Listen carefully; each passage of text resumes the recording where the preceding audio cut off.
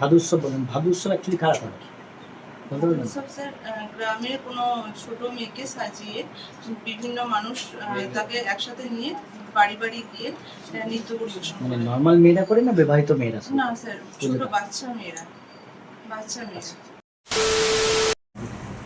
বসুন madam. Thank you sir. কি নাম আপনার? আমার নাম আচ্ছা, বাড়ি কোথায়? স্যার আমার পাত্রসাহেব, বাঁকুড়া জেলার পাত্রসাহেব ব্লকের পাঁচপাড়া গ্রামে। আচ্ছা, আর আপনার কোয়ালিফিকেশন? স্যার আমি শেষ যে কোয়ালিফিকেশন করেছি সে 2020-22-এ ডিএলএড কোর্স করেছি। তার আগে? তার আগে স্যার মাধ্যমিক এইচএস পাস করেছি 2015 খ্রিস্টবর্ষে, আর 2020-22 সেশনে ডিএলএড কোর্স করেছি। এইচএস আপনি কোন বোর্ড থেকে করেছেন? স্যার আমি WBCHSC বোর্ড থেকে, West Bengal board of West Bengal board council of higher secondary education. কোন বোর্ড থেকে এইচএস করেছেন বলতে পারছেন না? আচ্ছা, আমাদের রাজ্যের নাম কি? পশ্চিমবঙ্গ, আচ্ছা, পশ্চিমবঙ্গের রাজধানী কোথায়? কলকাতা। এই মুহূর্তে বর্তমানে পশ্চিমবঙ্গে কতগুলি জেলা আছে? স্যার 23টি জেলা আছে বর্তমানে? 23টি। আচ্ছা, আপনি বললেন বাঁকুড়া জেলা থেকে এসেছেন, তা বাঁকুড়া জেলার মানে কয়েকটা লোক সাংস্কৃতিক উৎসবের নাম বলুন। স্যার বাঁকুড়া জেলার বিখ্যাত লোক সাংস্কৃতিক উৎসব হল টুসু, যেটা পৌষ মাসে হয়, আর ভাদ্র মাসে ভাদু উৎসব। এছাড়া স্যার ছোটোখাটো যে মানে পৌষ পার্বণকে মানে পৌষ পার্বণকে নিয়ে ঘিরে আরও অন্যান্য ছোটো ছোটো মেলা বা উৎসব তৈরি হচ্ছে। ভাদুৎসব বলেন, ভাদুৎসব অ্যাকচুয়ালি কারা করে? বলতে পারবেন? উৎসব স্যার গ্রামের কোনো ছোট মেয়েকে সাজিয়ে বিভিন্ন মানুষ তাকে একসাথে নিয়ে বাড়ি বাড়ি গিয়ে নৃত্য পরিবেশন মানে করে। নর্মাল মেয়েরা করে না বিবাহিত মেয়েরা? না স্যার, ছোট বাচ্চা মেয়েরা। আচ্ছা, বাঁকুড়ার দুটো স্বাধীনতা সংগ্রামীর নাম বলতে পারবেন?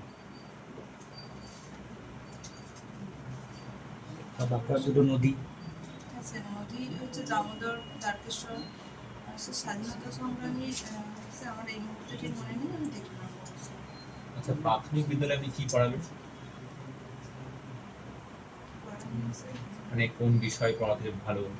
স্যার প্রাথমিক বিদ্যালয়ে তো নির্দিষ্ট কোনো বিষয় হয় না, তো আমি সব বিষয় পড়ানোর জন্যই আপনাকে জিজ্ঞেস করে যেটা হয়েছে প্রাথমিক বিদ্যালয়ে কি পড়াবেন সেটা বলুন। স্যার আমি সব বিষয় পড়ানোর জন্য আচ্ছা, চতুর্থ শ্রেণীর কোনো কবিতা আপনি পাঠ করতে পারবেন?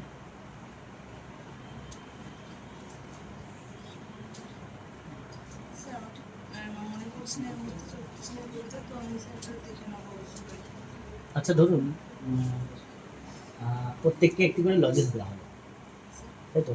10টি লজেস আছে আর 5টি স্টুডেন্ট আছে, প্রত্যেকে এই মুহূর্তে দুটো করে লজেস দেওয়া হবে, তাহলে এই সে কতগুলি করে পাবে? স্যার 10টা স্টুডেন্ট আছে। হ্যাঁ, দুটো করে লজেস দেওয়া হবে, তো কতজনের মধ্যে ভাগ হবে 10টা লজেস? কীভাবে দেখাবেন আপনি?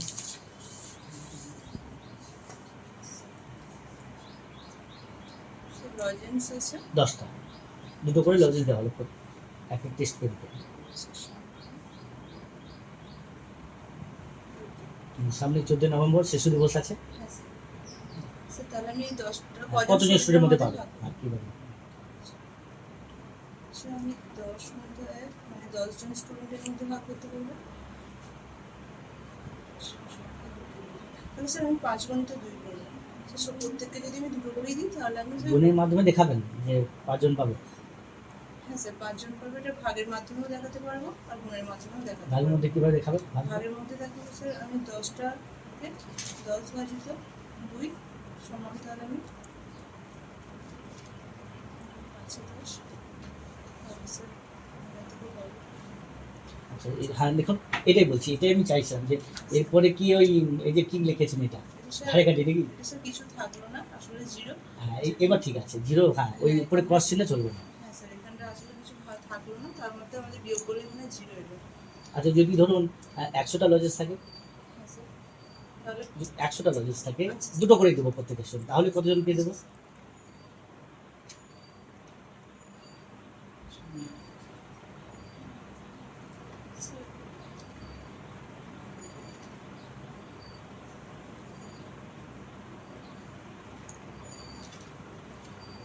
স্যার 50টা।